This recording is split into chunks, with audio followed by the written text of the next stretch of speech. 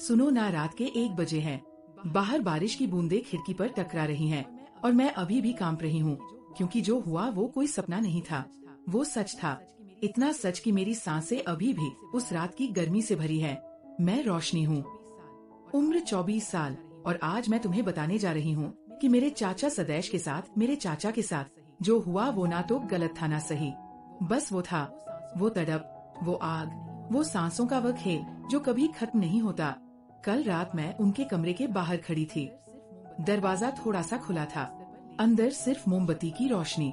वो बिस्तर पर लेटे थे, शर्ट के बटन खुले, उनकी छाती ऊपर नीचे हो रही थी, जैसे कोई जंग लड़ रहे हो। मैंने एक कदम रखा, पैरों की थरथराहट रुक नहीं रही थी। वह अचानक उठे, उनकी आंखें मेरी आंखों में गड़ गई। एक पल, बस एक पल में उनकी सांसें मेरी सांसों से टकरा गई। वो मेरी तरफ बढ़े, मैं पीछे हटी, दीवार से लग गई। उनकी उंगलियां मेरे गाल पर फिसली, इतनी नरमी, इतनी गहराई, जैसे कोई बिजली का झटका। मैंने आंखें बंद कर ली, उनकी सांस मेरे होठों पर थी। वो इतने पास थे कि मैं उनकी धड़कन महसूस कर रही थी। उनकी उंगलियां मेरी कमर पर गई, मैं सिहर गई। वो रुके, फिर उन्होंने मेरे माथे पर हंठ रख दिए। वो हंठ इतने गर्म थे कि मेरी पूरी त्वचा जल उठी। दोस्तों, इतनी स्टोरी आपको अच्छी लगी है तो सबसे पहले वीडियो को लाइक कर दें और चैनल को सब्सक्राइब कर दें। सब्सक्राइब जरूर करना दोस्तों, जो सब्सक्राइब करेगा उसे मैं रात को कॉल करूँगा, इसलिए जल्दी से सब्सक्राइब कर लो। मैंने कुछ नहीं कहा, बस उनकी छाती पर हाथ रख दिया। उनकी धड़कन मेरे हाथ में थी, जैसे कोई तूफान। फिर वह मुझे बिस्तर की तरफ ले गए। मैं गई, कंबल ओढ़ाया। वो मेरे बगल में लेटे, उनकी सांसें मेरे कान में। मैंने आंखें बंद की, लेकिन नींद नहीं आई। उनकी उंगलियां मेरी कमर पर फिसल रही थी। मैंने उनकी उंगलियां पकड़ी, वो कांप गए। मैंने कहा, चाचा ये क्या हो रहा है? उन्होंने मेरे बालों में उंगलियां फेरी, बोले, रोशनी, मैं तुझे खोना नहीं चाहता। उनकी आवाज में वह दर्द था, वह प्यार था, वो सब था जो मैंने कभी किसी में नहीं देखा। मैंने उनकी तरफ मुड़कर देखा, उनकी आंखें नम थी। मैंने उनके गाल पर हाथ रखा, वह मेरे करीब आए, उनकी सांसें मेरे होठों पर। मैंने आंखें बंद कर ली, फिर हम दोनों बस एक दूसरे में खो गए। कोई शब्द नहीं, बस वो गर्मी, वो तड़प, वो सांसें जो एक दूसरे से मिलकर एक हो गई। सुबह हुई, वो सो गए थे। मैं उठी, उनकी सांसें अभी भी तेज। मैंने कंबल ओढ़ाया। बाहर बरसात थम गई थी, लेकिन मेरे अंदर अंदर वो आग अभी भी जल रही थी। मैंने सोचा, ये क्या था? क्या ये प्यार है या कुछ और? मैंने कभी नहीं सोचा था कि चाचा, मेरे चाचा सदैवश मेरे लिए इतने हो जाएंगे।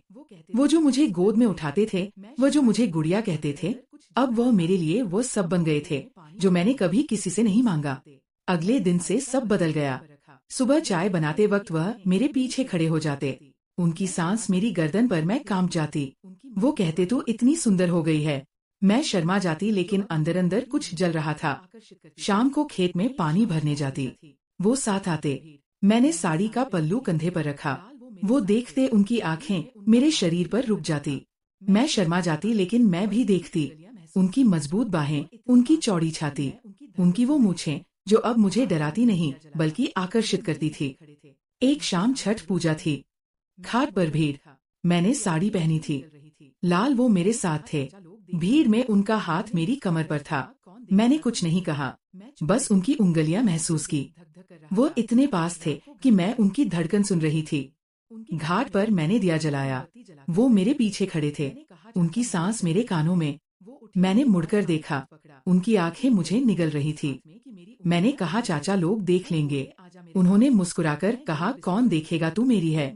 मैं चुप हो गई, लेकिन दिल धक धक कर रहा था। रात को घर लौटे, बिजली चली गई। उनके कमरे में गई, वह मोमबत्ती जलाकर बैठे थे। मैंने कहा, चाचा, मुझे डर लग रहा है। वो उठे, मेरे पास आए, हाथ पकड़ा। इतनी गर्मी थी उस हाथ में कि मेरी उंगलियां पिघल गई। वो बोले, आजा मेरे पास। मैं गई, बिस्तर पर लेटी। वो मेरे बगल में कंबल ओढ़ाया, उनकी सांसें मेरे कान में। मैंने आंखें बंद की, लेकिन नींद नहीं आई। उनकी उंगलियां मेरी कमर पर फिसली, मैं सहर गई। वो रुक गए, फिर उन्होंने मेरे माथे पर हंठ रख दिए। इतनी नरमी, इतनी गहराई। मैंने उनकी छाती पर हाथ रख दिया, उनकी धड़कन मेरे हाथ में थी। जैसे कोई तूफान। रात भर हम बस एक दूसरे को छूते रहे। कोई बात नहीं, बस वो तड़प, वो गर्मी, वो सांसें। सुबह हुई तो वह सो गए। मैं उठी, उनकी सांसें अभी भी तेज। मैंने कंबल ओढ़ाया। बाहर सूरज निकल आया था, लेकिन मेरे अंदर अंदर वो तूफान अभी भी चल रहा था। फिर दिन बीतते गए।